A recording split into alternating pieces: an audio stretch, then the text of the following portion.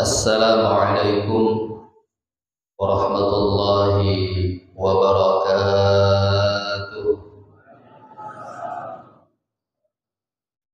Alhamdulillah, wassalatu wassalamu ala rasulillah sayyidina Muhammad ibn Abdillah wa ala alihi wa sahbihi wa mawala. Ashhadu an la ilaha illallah wahdahu la syarika lah wa ashhadu anna sayyidina Muhammadan abduhu wa rasuluhu la nabiyya ba'dah. Allahumma salli wa sallim ala sayyidina Muhammadin sayyidi khalqillah wa khatami rasulillah sallallahu alaihi wa ala alihi wa sahbihi wa mawala. Subhanaka la ilma lana illa ma 'allamtana innaka antal alimul hakim. Rabbi shrah li sadri wa yassir li amri wahlul 'uqdatam min lisani yafqahu qawli. Rabbi zidna ilman warzuqna fahman bi rahmatika ya arhamar rahimin. Amma ba'du.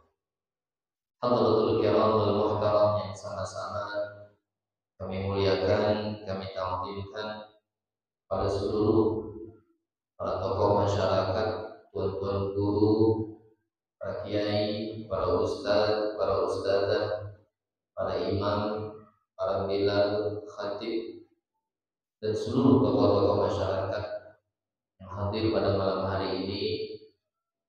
Dan selanjutnya yang sama-sama kami muliakan pada seluruh para pejabat pemerintah, wabil khusus kepada Bapak Camat Kota Tembilahan. Alhamdulillah beliau juga berkesempatan hadir, serta seluruh pejabat pemerintah yang lainnya yang mohon maaf kami tidak bisa menyebutkan nama jabatan, namun tentunya tidak mengurangi hormat dan tamu kami kepada beliau-beliau semua. Selanjutnya yang kami muliakan kepada seluruh para panitia penyelenggara acara Isra Mi'rajnya Nabi Muhammad SAW yang pada malam hari ini kita laksanakan Masjid Agung An-Nur dalam Tanjung Harapan. Mudah-mudahan tidaklah kita beranjak dari masjid ini melainkan seluruh hajat kita dimudahkan dan dikabulkan oleh Allah, dan kita sangat berharap mudah-mudahan duduknya kita dan hadirnya kita di masjid ini menyebabkan Allah ampunkan segala dosa-dosa kita. Amin ya rabbal alamin. Dan tidak kami lupakan kepada seluruh para tamu undangan, jemaah sekalian, hadirin wal hadirat yang hadir pada malam hari ini.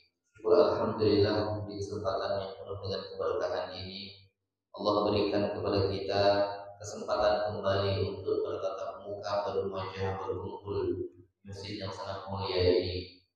Satu di antara niat kita datang ke sini ialah memperingati hari besar Islam daripada peristiwa diperjalankan dan diangkatnya Nabi kita Muhammad SAW dimi'rajkan dari Masjidil Aqsa ke langit ke-7 sampai Sidratul Muntaha. Alhamdulillah kita semua dibimbing dan diringankan seluruh langkah kita untuk sampai ke tempat ini. Mudah-mudahan sekali lagi kita berharap banyak manfaat dan ilmu yang kita bawa pulang dan bisa kita amalkan. Amin ya rabbal alamin. Sedikit kita bercerita tentang kemuliaan dan keutamaan bulan Rajab yang setiap tahun kita adakan. Peristiwa Isra wal Mi'raj tentunya yang paling kita kenal di bulan Rajab ini. Namun bulan Rajab itu juga memiliki banyak keistimewaan. Bahkan Nabi SAW ada doa khusus ketika masuk bulan Rajab. Diajarkan kepada kita sebagai umatnya, Allahumma barik lana fi Rajab Sya'bana wa balighna Ramadan. Kita diajarkan oleh Rasulullah untuk baca doa tersebut. Ya Allah, berikan kami keberkahan di bulan Rajab dan keberkahan di bulan Sya'ban, dan sampaikan kami di bulan Ramadan. Doa ini mengandung makna yang sangat dalam. Berarti kalau kita fahami dari doa yang diminta oleh Rasulullah kepada Allah keberkahan yang ada di bulan Rajab. Tentu banyak kemuliaan dan keberkahan yang ada di dalamnya. Maka sangat rugi kita jikalau berlalu bulan Rajab tanpa mengambil keberkahan yang ada di dalamnya. Salah satu di antara keberkahan yang ada di bulan Rajab, ada sebuah hadis. Hadis ini ditulis oleh seorang muhaddits, ahli hadis yang hidup kurang lebih di abad ke-15. Beliau bernama Syekh Al-Imam Abdurrahman Jalaluddin As-Suyuti, seorang ulama di kota Mesir zaman dulu. Beliau menulis kitab hadis yang kitab ini dijuluki dengan Qomusnya Hadis. Jadi kalau mau cari hadis berawalan huruf alif, berawalan huruf ba, ada di kitab ini. Nama kitabnya Jami'us Shaghir. Imam Abdurrahman Jalaluddin As-Suyuti ini dijuluki dengan Ibnul Qutub, anaknya para kitab. Kenapa beliau dijuluki dengan Ibnul Qutub? Bukan beliau lahir atau dilahirkan dari kitab-kitab. Dulu beliau punya abah sangat alim di masanya, seorang qadhi, seorang pemimpin, tapi alimnya luar biasa tentang ilmu agamanya. Suatu hari ini abahnya Imam As-Suyuti lagi baca kitab ilmu mutalaah. Nah, kemudian di tengah-tengah beliau baca kitab, menginginkan satu kitab yang beliau meminta kepada istrinya yang saat itu lagi hamil tua untuk mengambilkan kitab. Maka pergilah istrinya atas perintah dan permintaan sang suami. Ketika sang istri pergi mengambilkan kitab yang diinginkan, Imam As-Suyuti terlahir. Tak pakai lama, langsung di atas tumpukan kitab. Jadi lahirnya Imam As-Suyuti ini di atas tumpukan kitab, bukan kitab yang melahirkan anak, tapi lahirnya beliau dari rahim ibunya di atas tumpukan kitab. Sehingga dengan sebab itu beliau digelar dengan Ibnul Qutub, anaknya para kitab. Beliau diberikan dan dititipkan kecerdasan yang luar biasa oleh Allah Subhanahu wa taala. Beliau mampu menghafal hadis sebanyak 200.000 hadis. Maka pada saat beliau hafal 200.000 hadis, beliau sampaikan sebuah ungkapan, "Law wajadtu aktsara min hadza la hafidtuhu." Kalau saja aku diberikan kesempatan oleh Allah untuk mendapatkan hadis lebih dari ini, artinya lebih dari 200.000, la hafidtuhu, pasti semua hadis itu bakal aku hafalkan. Nah, beliau ini punya kitab yang digelar dari Qomus Hadis. Di dalamnya ada sebuah hadis tentang keutamaan bulan Rajab. Hadis ini kebetulan disalin kembali oleh seorang ulama besar di kota Mekah, namanya Syekh Abdul Hamid bin Muhammad Ali Kudus. Beliau punya guru. Gurunya namanya Syekh Ahmad Zaini Dahlan, seorang mufti Mekah. Syekh Ahmad Zaini Dahlan ini seorang ulama besar yang mencetak banyak ulama. Di antara ulama-ulama Nusantara, anak didik Syekh Ahmad Zaini Dahlan ini Syekh Khalil Bangkalan, Syekh Al-Imam Khatib Minangkabawi, itu muridnya Syekh Ahmad Zaini Dahlan. Termasuk ulama besar Indragiri, Syekh Abdurrahman Siddiq. Ketika beliau belajar di kota Mekah, beliau berguru dengan Syekh Ahmad Zaini Dahlan.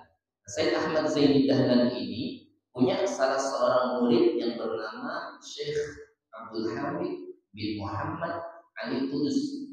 Beliau, sang murid ini menulis sebuah kitab namanya Kanzun Najat Wassurur. Di kitab tersebut beliau tulis khusus tentang kemuliaan bulan Rajab. Nah, salah satu hadisnya yang ditulis oleh Syekh Abdul Hamid bin Muhammad Ali Kudus, qala Rasulullah sallallahu alaihi wasallam, khamsu layalin la turaddu fihinna da'watu, awwalu laylatin min Rajab, wa laylatul nisfi min Sya'ban, wa laylatul Jum'ah, wa laylatul Fitri, wa laylatul Nahr, ada 5 malam. Insya Allah yang kita akan sampaikan, mudah waktunya cukup. Ini ada 4 poin yang insya Allah saya akan sampaikan dan mudah-mudahan bisa kita amalkan langsung. Yang pertama, Nabi Shallallahu Alaihi Wasallam bersabda, ada 5 malam kalau kita berdoa pasti dijawab. Tak bakal ditolak kata Rasulullah. Rasulullah kalau bilang menyampaikan sesuatu tidak mungkin bohong, karena Rasulullah tidak punya sifat kadzib, tidak punya sifat bohong. Mustahil Rasulullah itu punya sifat pembohong. Rasulullah punya sifat siddiq, apa yang beliau sampaikan pasti benar. 5 malam ini kata Rasulullah, kalau kita berdoa pasti dikabul sama Allah. Makanya kalau udah masuk 5 malam ini, banyak minta sama Allah, tapi permintaan yang diprioritaskan, diutamakan adalah permintaan akhirat. Memang Rasulullah tidak menganjurkan di dalam hadis ini untuk akhirat, duniawiyah, ukhrawiyah, semua pasti akan dikabul. Cuma kesempatan kita ketika masuk satu di antara 5 malam ini, banyak minta permintaan akhirat. Karena kita hidup di 5 fase, 5 episode, 5 alam. Kita sudah berada di alam yang ketiga. Alam pertama alam arwah, kedahuluan. Alam kedua alam rahim, 9 bulan. Yang paling terlama Imam Asy-Syafi'i 4 tahun dalam kandungan. Kalau zaman sekarang 10 bulan aja periksa dokter pasti dioperasi, pasti dibedah. Ya, Imam Asy-Syafi'i 4 tahun dalam kandungan. Itu paling lama. Sekarang 9 bulan, 9 bulan setengah. Ya, kalau udah 10 bulan udah gelisah ibu. Ya kan Bu ya, kalau ada anak ibu hamil udah sampai 10 bulan, udah gelisah nih, panik. Ini gimana nih? Imam Asy-Syafi'i 4 tahun. Nah, kemudian fase yang ketiga itu alam dunia. Jadi alam arwah, alam rahim, alam dunia. Alam dunia Rasulullah sudah memprediksi. Qala Nabi sallallahu alaihi wasallam, "A'maru ummati baina sittina wa sab'ina." Atau kama qala Rasulullah sallallahu alaihi wasallam, umur umatku kata Rasulullah antara 60 70. Kalau ada yang lebih dari itu jarang. Ada, cuma tidak semua. Kebanyakan, maka di sini menunjukkan kebanyakan umat Rasulullah kisaran 60 dan 70. Jadi kita variasi dalam masjid ini, ada yang sudah umur 60, ada yang udah 70, ada yang 50, ada yang 30. Jangan santai-santai kita, karena kita ini semakin hari semakin dekat. Kemudian fase yang keempat alam barzakh, yaitu alam kubur. Tidak lama lagi kita ke sana, bakal kita tinggal. Maka kalau sudah tinggalkan alam dunia, itu tidak bisa balik lagi. Semua yang sudah kita lalui tidak bisa kita ulang kembali. Idza fata fala ya'udu lahu, kata Imam Al-Ghazali, a'maruka aw qalbuka umruka wa umruka ra'su malika wa bihi wusuluka ila na'imil abadi fi jiwarillahi ta'ala. Fakullu nafasin min anfasika jawharun la qimata lahu, fa idza fata fala 'audata lahu. Umurmu adalah waktumu. Waktu hidup di dunia ibarat orang dagang adalah modal. Dengan modal itulah kamu bisa meraih keuntungan untuk mendapatkan nikmat di sisi Allah yang abadi. Fakullu nafasin, maka setiap nafas yang kita keluarkan kemudian kita tarik balik, jauharul laqi matalahu, diumpamakan oleh Imam Al-Ghazali seperti mutiara, tapi saking mahalnya sudah tidak bisa dihargakan. Kalau berlian masih ada harganya, kalau emas masih ada harganya. Kalau nafas yang keluar dan ditarik kembali saking mahalnya tidak bisa dinominalkan berapa harganya. Kenapa? Fa idza fata fala audatalah. Kalau dia sudah berlalu, waktu yang sudah kita jalani tidak mungkin balik lagi. Misalkan tadi maghrib ada yang tidak sholat, tidak bisa lagi pulang waktu maghrib. Apalagi subuh tadi tidak sembahyang subuh, tidak bisa lagi kita mau kembali kayak macam subuh tadi, tidak bisa. Dia akan terus berlalu. Maka semakin hari kita ini semakin dekat dengan ajal kita. Maka dengan sebab itu, ketika kita sudah masuk di alam ketiga, Imam Al-Ghazali mengingatkan kepada kita, malaikat Israel rutin 3 kali sehari jenguk kita sampai cabut nyawa, nengok masih ada enggak rezeki hamba ini, masih ada enggak rezeki nafasnya, rezeki makannya, rezeki minumnya. Kalau udah habis dicabut rohnya. 3 kali kata Imam Al-Ghazali dalam 1 hari. Setiap hari kita dijenguk sama malaikat Israel. Jadi tidak bakal terlewat. Mana tahu malaikat Israel teringat lagi. Nah, maka dengan sebab itu, ini kita persiapan. Perjalanan kita masih jauh. Nah, ketika nanti kita mufaraqatul ruh anil jasad. Kalau ruh kita udah lepas dari jasad, masuk kita ke alam barzakh. Orang mati itu bukan hakikatnya mati macam kayak orang tidur. Mereka pada hakikatnya hanya pindah alam. Hidup seperti mana yang kita rasakan, cuman alamnya udah beda. Sama kayak bayi dalam rahim, mereka hidup. Ketika keluar dari rahim, masuk alam dunia. Nah, ketika nanti kita masuk alam barzakh, ini belum ketahuan berapa lama kita di alam barzakh. Apakah 100 tahun, 1000 tahun, atau mungkin bahkan 1 juta tahun di alam barzakh, di alam kubur. Nah, dengan sebab itu perjalanan yang lama ini banyak persiapan yang harus kita siapkan. Di antaranya amal ibadah. Maka kalau udah masuk 5 malam ini, satu di antaranya Sayyidina Ali, sahabat keempat daripada Khulafaur Rasyidin, tafarraqa an jami'il asyghal. Beliau tinggalkan seluruh kesibukan, khususnya kesibukan dunia. Kalau udah masuk di antara 5 malam ini, satu di antaranya beliau fokus ibadah. Dari mulai ba'di ghurubi syamsi ila tulu'il fajr. Habis maghrib sampai waktu subuh beribadah. Kalau kita pribadi, kalau belum pribadi kita sanggup. Habis maghrib, mulai maghrib ibadah sampai subuh kita sanggup. Ada guring-guringan, sanggup kita sanggup. Tapi kalau nonton Piala Dunia, nah insya Allah sanggup. Ya, kurang lebih ya ulun rasa bapak-bapak ini juga.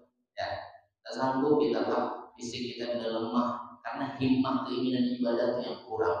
Fisiknya sama aja, waktunya sama 24 jam, tapi keinginannya yang kurang. Maka dengan sebab itu, alhamdulillah ulama kita ngasih solusi. Ini supaya kita dianggap menghidupkan malam juga. 5 malam ini yang pertama awal lailatin min Rajab. Lewat malam pertama bulan Rajab, malam Sabtu kemarin. Ini udah masuk malam minggu yang kedua. Malam Sabtu kemarin, ya, itu awal bulan Rajab, itu doa mustajab. Imam Ali udah ada tidur sampai subuh. Banyak ibadah yang dilakukan, sholat, baca Al-Quran, sholawat, zikir, istighfar, dan ibadah-ibadah yang lain. Yang kedua ini yang akan datang, Walidatul Nisfi min Sya'ban, malam pertengahan bulan Sya'ban. Ini bakal kita hadapi, maka kita ingatkan betul nih. Pas masuk malam pertengahan bulan Sya'ban, minta banyak kisah Allah untuk urusan akhirat, husnul khatimah, diangkat azab kubur, dikasih nikmat kubur, diberikan nanti ketika bangkit dari kubur wajah kita berseri terang benderang seperti matahari, nanti nyebrang di atas siratal mustaqim seperti kilat yang menyambar, masuk surga tanpa hisab, dikumpulkan di dalam surga, di surga yang tertinggi bersama Rasul. Itu yang kita minta. Kalau urusan dunia tidak perlu kita minta. Kenapa? Sebab rezeki sudah dijamin, sudah dicatat waktu 4 bulan dalam kandungan ibu kita datang malaikat. Dalam kitab hadis azkar, hadis Arba'in Nawawiyah disebutkan di usia 4 bulan dalam kandungan datang malaikat bikasbi rizqihi wa ajalihi wa amalihi wa syaqin sa'idin. Datang malaikat menyodorkan, ini nanti jatahmu hidup 60, tidak bisa dirubah lagi, udah jadi ketetapan. Nanti kamu bakal jadi orang kaya. Ya udah, kalau jadi orang kaya ketetapannya, walaupun usahanya biasanya rezekinya mudah. Tapi kalau udah ditetapkan oleh Allah udah jadi orang kaya, banting tulang 24 jam selalu lembur setiap harinya kerja, tidak bakal jadi kaya. Maka sesuatu yang sudah dijamin oleh Allah jangan terlalu memikirkan.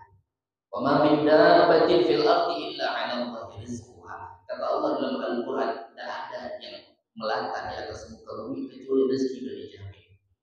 Maka ini Pak, ada satu di antara keyakinan kita yang bisa merusak akidah. Bahkan sebagian ulama bilang orang yang berkeyakinan seperti ini syirik. Namanya syirik khafi, syirik yang tersembunyi. Apa dia?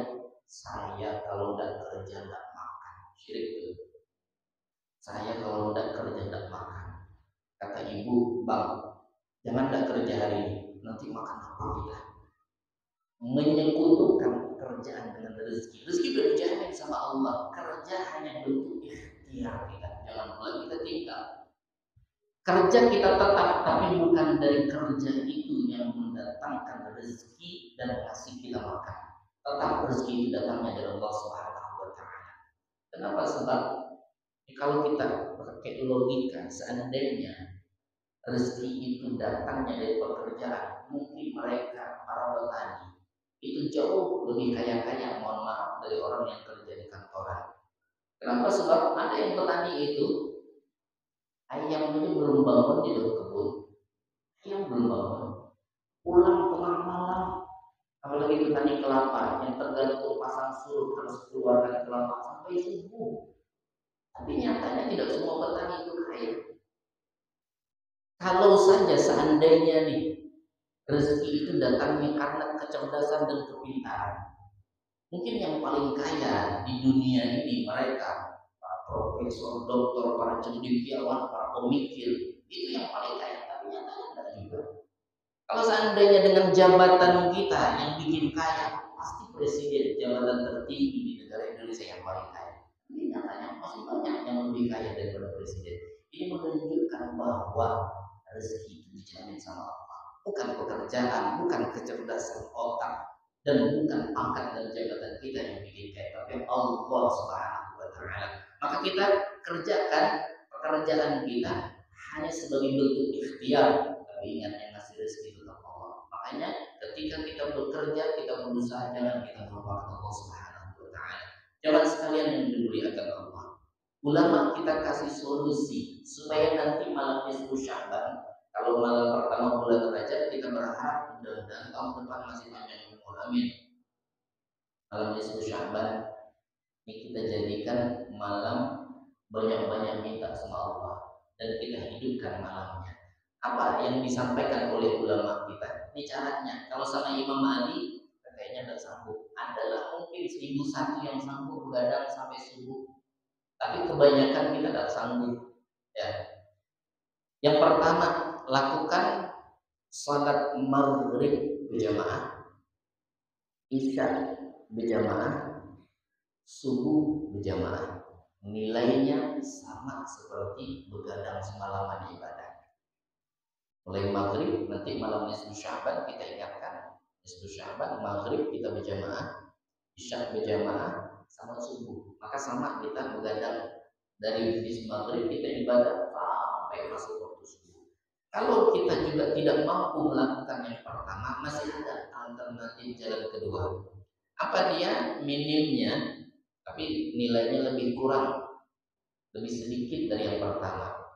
Isya berjamaah sama subuh, dua sholat ini dijaga. Masuk malam nisfu Sya'ban, isya sama subuh. Kalau kemarin kita pas awal Rajab, isya sama subuh berjamaah.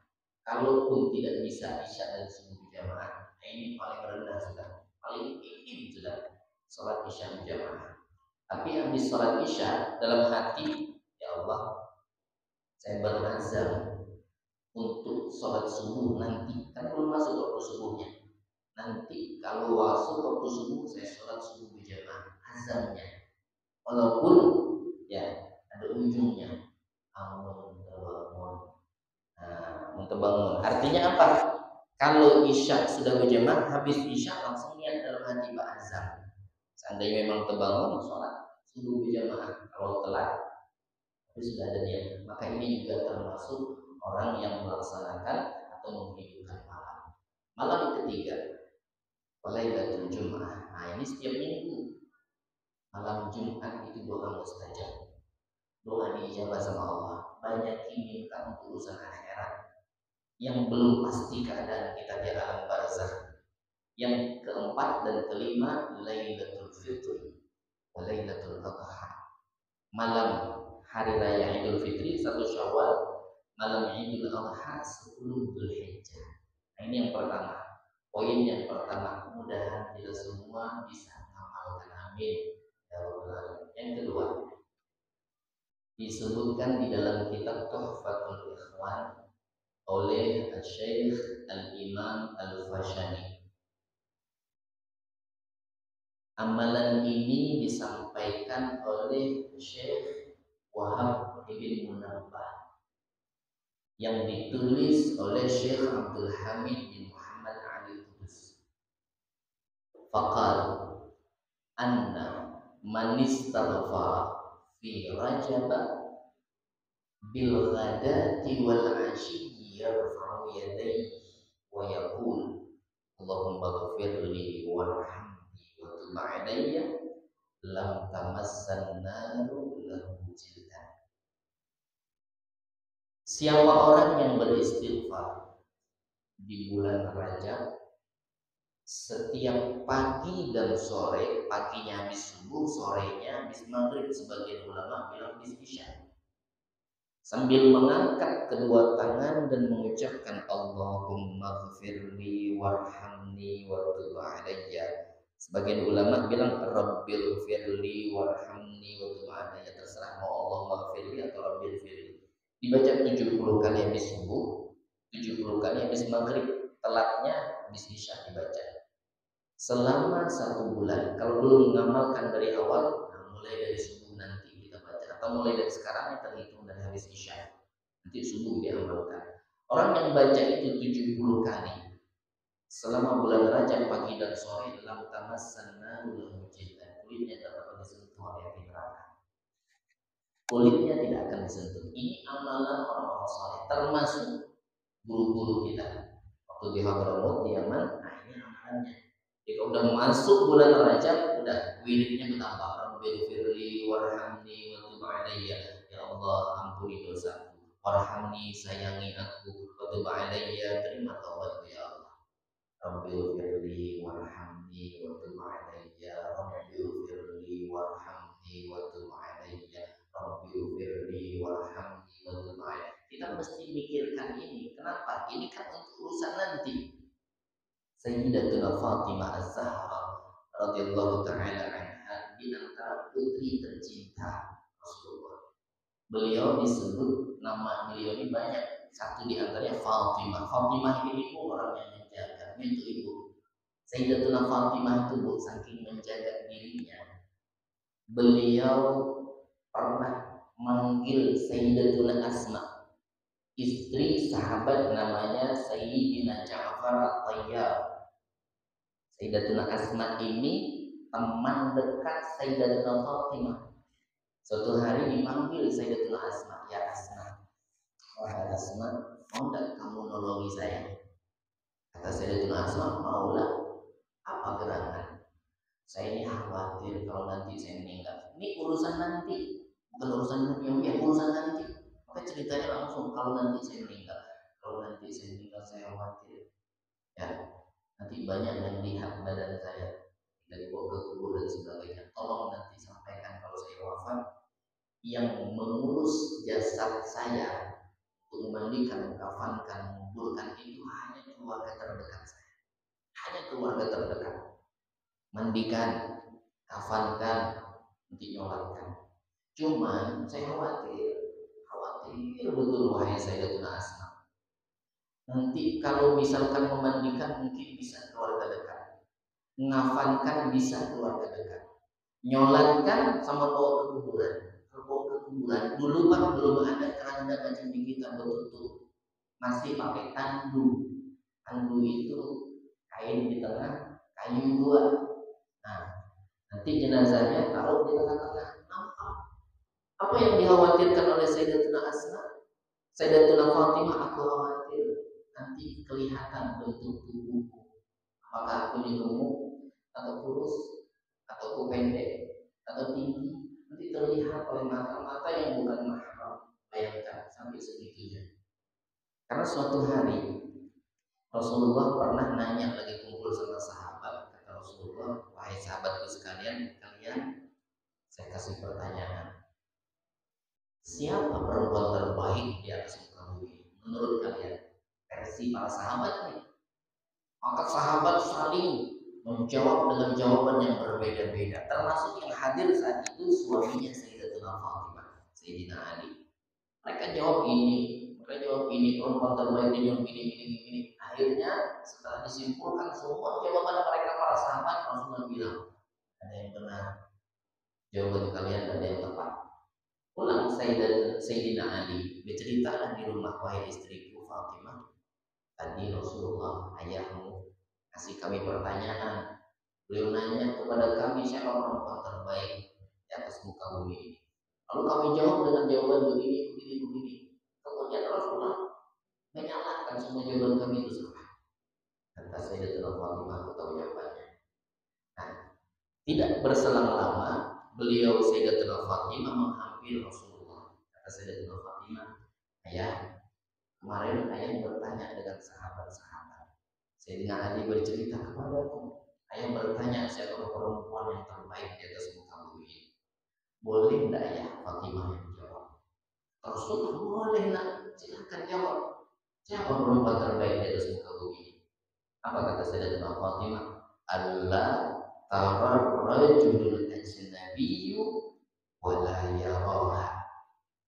Perempuan terbaik di atas muka bumi ini ialah perempuan yang tidak pernah melihat lelaki yang bukan mahram, dan pernah melihat, dan dia perempuan tersebut tidak pernah dilihat oleh lelaki yang bukan mahram.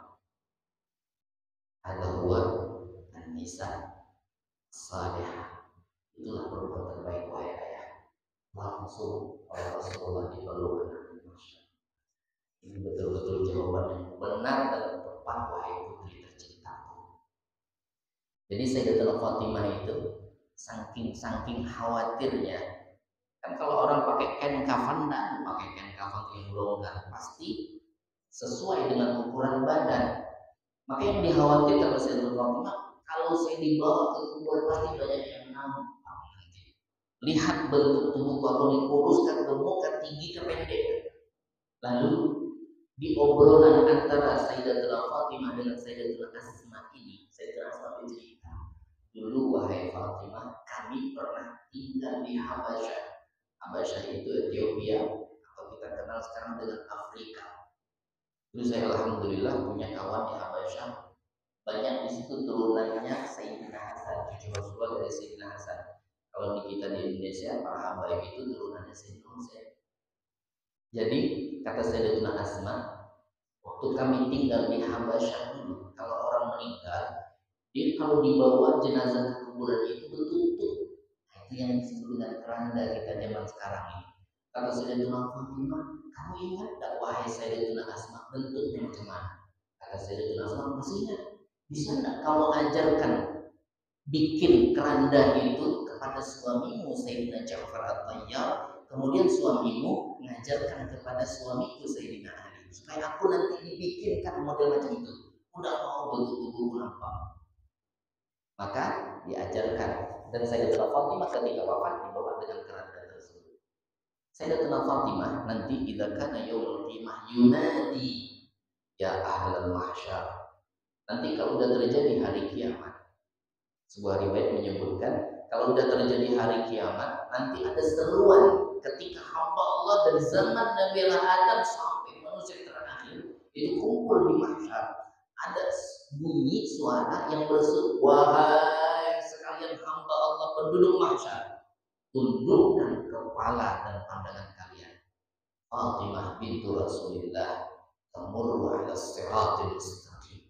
Sayyidatuna Fatimah putri Rasulullah akan melintas. Maka pada saat itu tidak ada hamba Allah yang beromong, mengangkat kepala, semua nundukkan kepala dan pandangannya.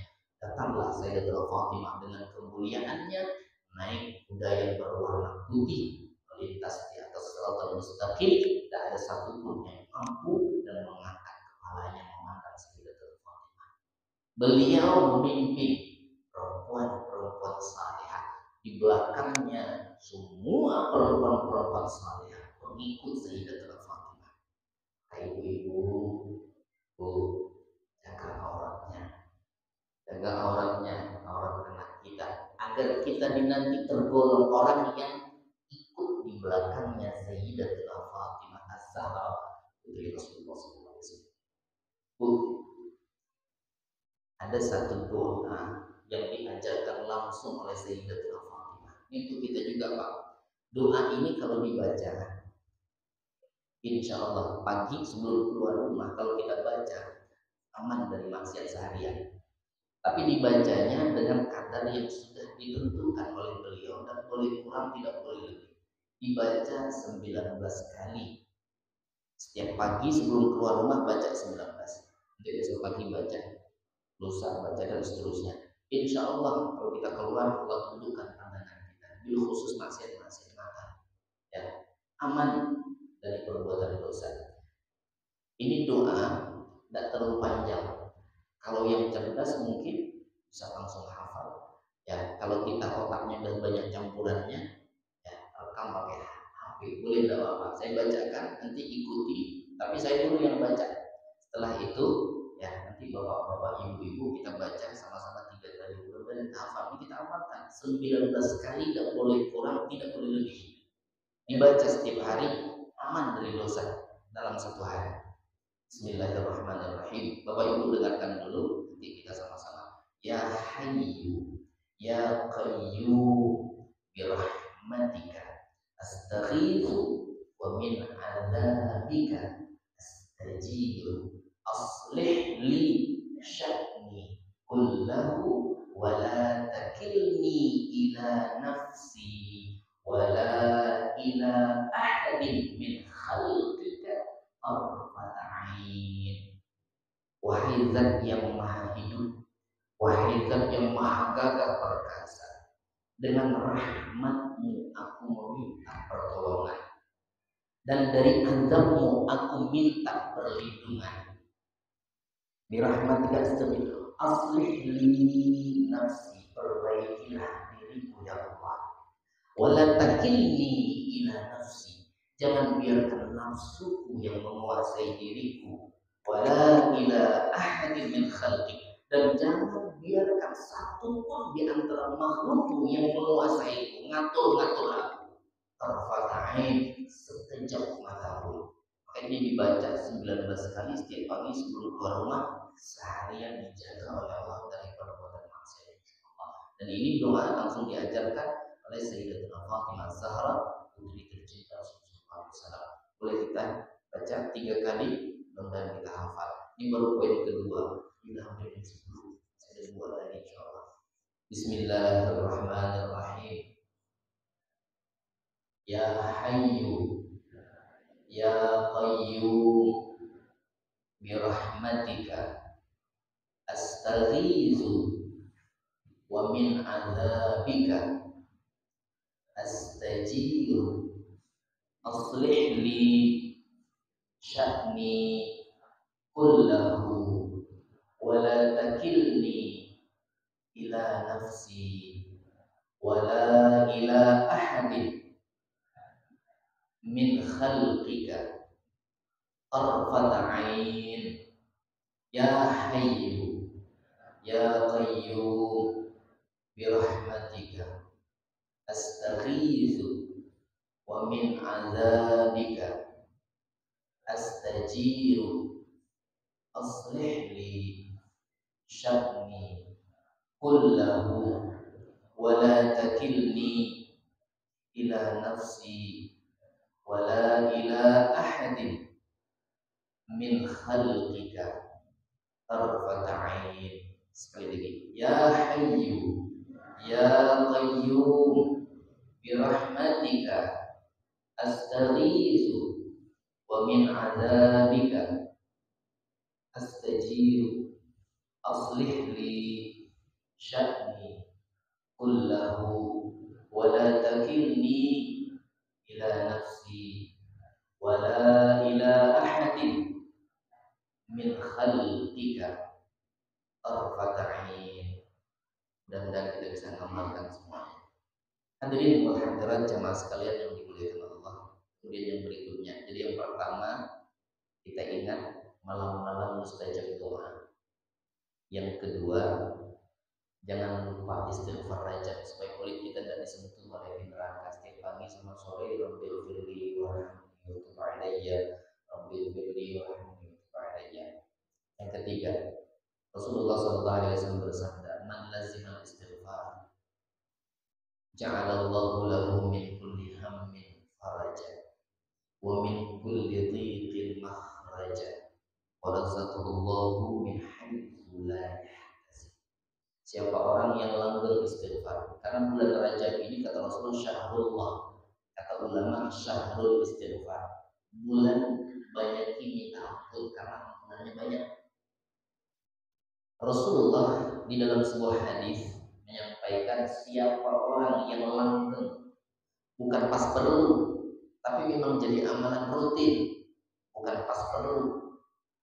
Ya, banjir astagfirullah itu pas perlu aja. Ya, ini memang rutin setiap hari diamalkan setiap keadaan. Lazimal istighfar, langgeng beristighfar. Ja'alallahu lahu min kulli hammin faraja. Satu, Allah akan jadikan manfaat istighfar itu sebagai penghilang rasa suntuk, sumpah banyak masalah. Wa min kulli dhiqin makhraja. Allah akan jadikan amalan istighfar yang dirutinkan tadi, setiap kali ada kesulitan, Allah kasih solusi terbaiknya. Wa razaqallahu min haitsu la yahtasib. Dan Allah akan kasih orang yang mengamalkan istighfar sebagai amalan rutin rezeki yang tidak diduga-duga.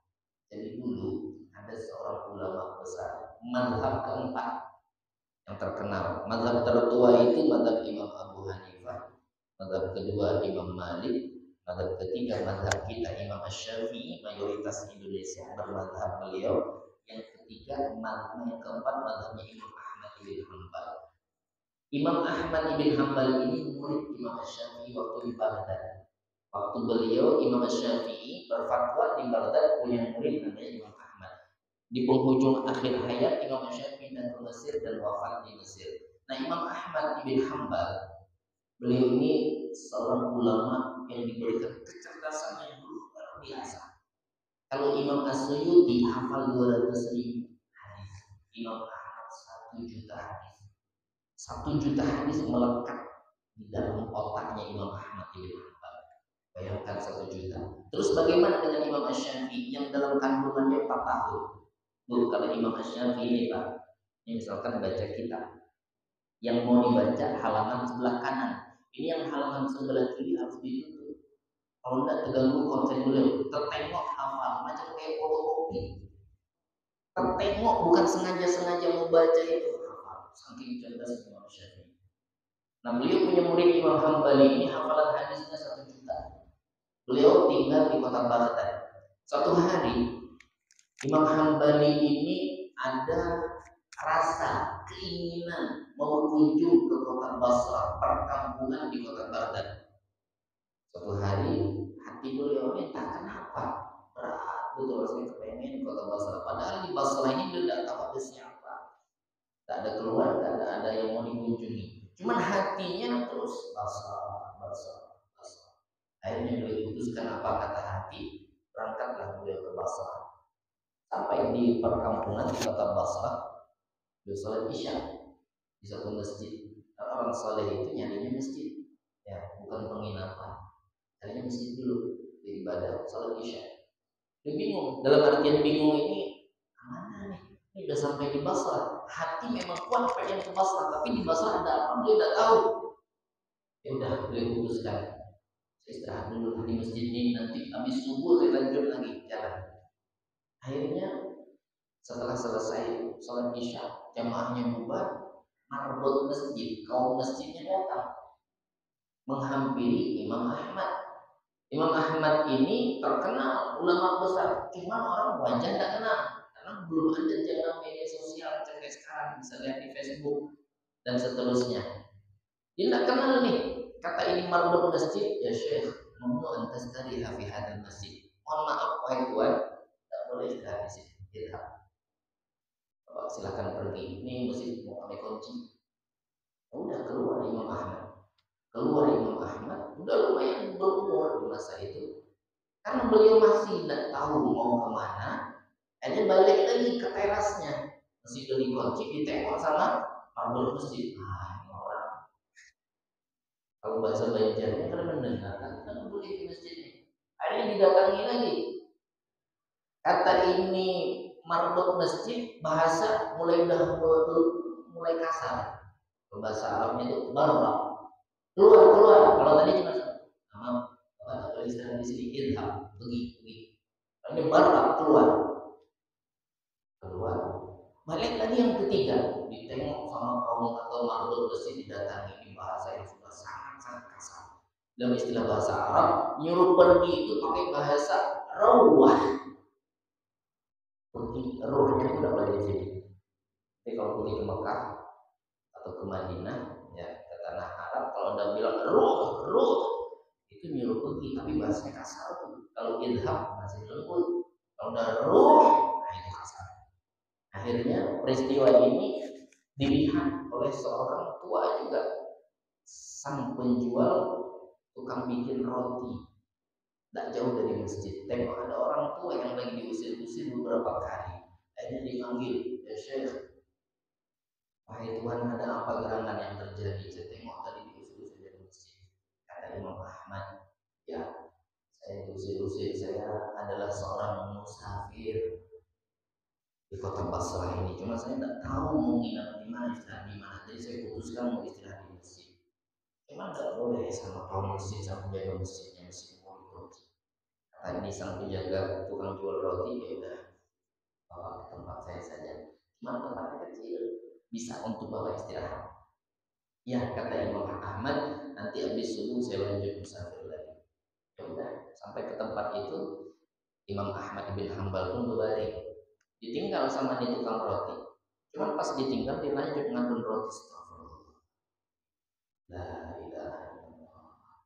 La ilaha illallah. Subhanallah walhamdulillah wa la ilaha illallah. Akbar. Astagfirullah. Sambil ngadon nih. Astagfirullah. Imam Ahmad ini dengar itu agak terkesima, dengarnya agak beda itu tukang rotinya. Karena beliau tahu manfaat-manfaat istighfar. Beliau pun sambil berbaring masih yang bertanya, ya akhi, samihni antas aluka, wahai saudaraku, boleh tidak saya mengajukan pertanyaan kepadamu? Kata ini tukang roti, tafadhal ya akhi, silakan. Wahai saudaraku, silakan, kamu tanya apa?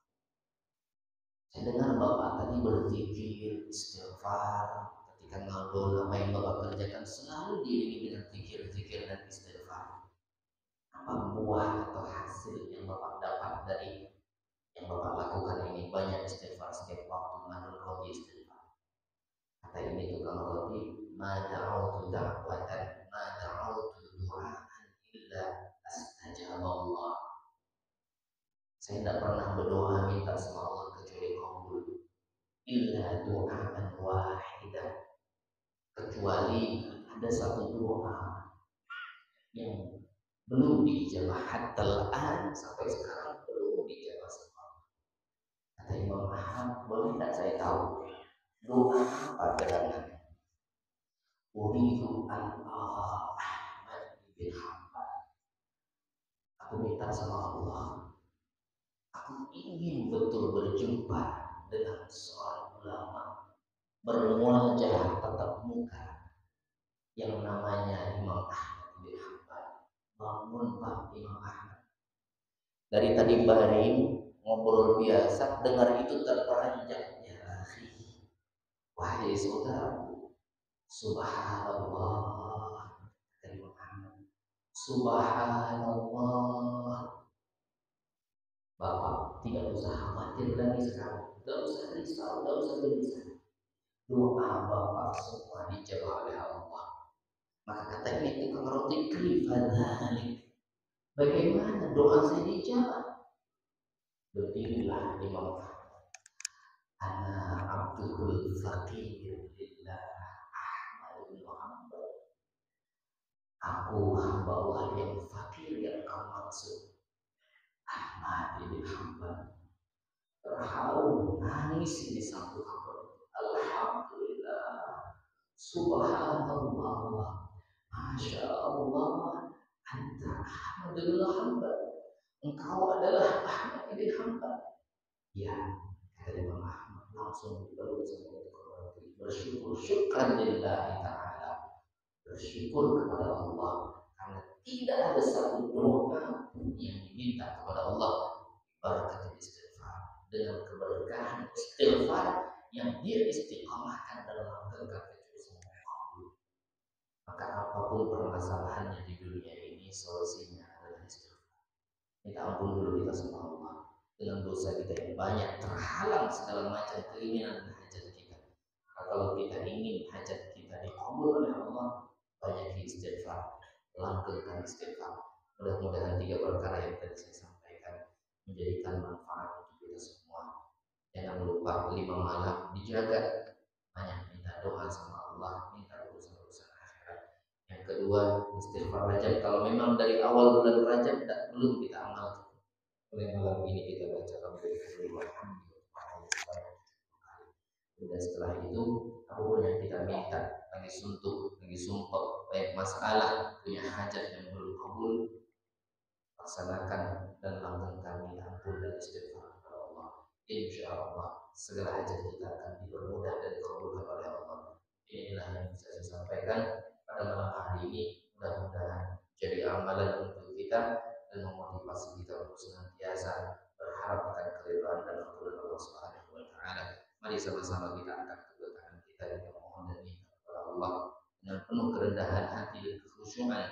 Kita akui bahwa diri kita penuh dengan dosa dan noda-noda dosa. Kita berharap dan memohon kepada Allah agar dosa kita pada malam hari ini semua dihapus oleh Allah. Segala hajat kita Allah kabulkan. Segala urusan dunia, wabil khusus urusan akhirat kita Allah gampangkan. Ala hadhihi niyyah wa ala kulli niyyatin salihah. Wa ila hadratin Nabi Muhammad sallallahu alaihi wasallam. Al-Fatihah. A'udzu billahi minasyaitonir rajim. Alhamdulillah. Iya kalau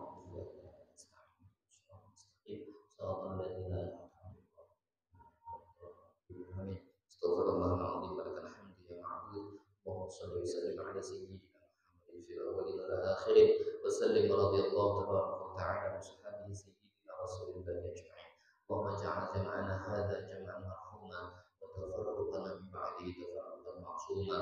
Allahumma arinal haqqa haqqan warzuqna ittiba'ah wa arinal batila batilan warzuqna ijtinabah. Allahumma inna nas'aluka khaira hadhihi al-lailah wa khaira ma fiha wa khaira ma qablaha wa khaira ma ba'daha wa na'udzu bika min syarri hadhihi al-lailah wa syarri ma fiha wa syarri ma qablaha wa syarri ma ba'daha. Rabbana hab lana min azwajina wa dhurriyyatina qurrata a'yunin waj'alna lil muttaqina imama. Rabbana atina fid dunya hasanah wa fil akhirati hasanah wa qina adzaban nar. Wa sallallahu ala sayyidina Muhammad wa ala alihi wasallam. Alhamdulillahirabbil alamin. Taqabbalallahu minkum. Subhanakallahumma wa bihamdika asyhadu an la ilaha illa anta astaghfiruka wa atubu ilaik. Al'afwu minkum. Assalamu alaikum warahmatullahi wabarakatuh.